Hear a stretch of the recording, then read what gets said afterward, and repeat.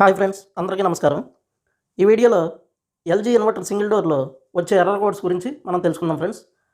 మనకి సేమ్ శాంసంగ్లో లాగా దీంట్లో కూడా మనకి ఒకే ఒకటి అంటే మనకి ఇప్పుడు శాంసంగ్లో 3 బ్లింక్స్ వస్తే కంప్రెసర్ ప్రాబ్లం అని మనం అనుకున్నాం. 1 2 వస్తే పీసీబీ కంప్లైంట్ అని అనుకున్నాం. లేకపోతే 5 బ్లింక్స్ వస్తే మనకి పీసీబీ ప్రాబ్లమే కాకపోతే ప్రోగ్రామింగ్ ఐసీ కంప్లైంట్ అని అనుకున్నాం. సేమ్ ఇందులో కూడా మనకు అలాగే ఇదిగోండి ఫ్రెండ్స్, ఇది LG single door inverter PCB, ఇది కంప్రెసర్ ఎల్జీది. మనకి దీనిలో కూడా సరిగ్గా కరెక్ట్గా మనకి ఏ ఎర్రర్ కోడ్స్ సరిగ్గా చూపించట్లేదు. కొంతవరకు ఒక 70% మాత్రం మనం ఊరినే గెస్ చేయొచ్చు. ఎలా అంటే మనకి ఇందులో కూడా 4 6 వస్తే 4 బ్లింక్స్ కానీ 6 బ్లింక్స్ కానీ వస్తే మనకి పీసీబీ ప్రాబ్లం. 4 బ్లింక్స్ కానీ 6 బ్లింక్స్ కానీ వస్తే పీసీబీ కంప్లైంట్ అనమాట. లేదు 5 బ్లింక్స్ వస్తే కంప్రెసర్ ప్రాబ్లం అనమాట.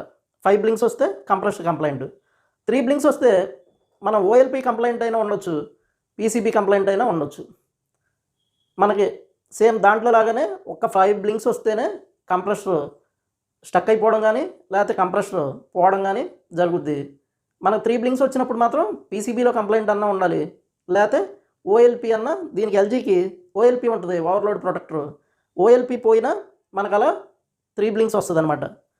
అది మనకి దీంట్లో కూడా 1 2 ఈ 1 2 వచ్చినా మన పీసీబీ కంప్లైంట్ ఫ్రెండ్స్. సింగిల్ డోర్లో మాత్రం 1 2 రాదు. సింగిల్ డోర్లో వస్తే 3 బ్లింక్స్ కానీ 4 బ్లింక్స్ కానీ 5 బ్లింక్స్ కానీ 6 బ్లింక్స్ కానీ వస్తుంది. మనకు 5 బ్లింక్స్ వచ్చింది అంటే కంప్రెసర్ పట్టేయడం ప్రాబ్లం, కంప్రెసర్లో స్టక్ అయిపోవడం ఉంటుంది. 3 బ్లింక్స్ వస్తే ఓఎల్పీ ఒకటి చెక్ చేసుకోవాలి. ఓఎల్పీ బాగానే ఉంటే మనకి పీసీబీ ప్రాబ్లం కూడా ఉండవచ్చు అనమాట. ఇక మనకి 4 బ్లింక్స్ కానీ 6 బ్లింక్స్ కానీ వస్తే ఖచ్చితంగా మనకి ఇక పీసీబీ కంప్లైంట్ అనమాట.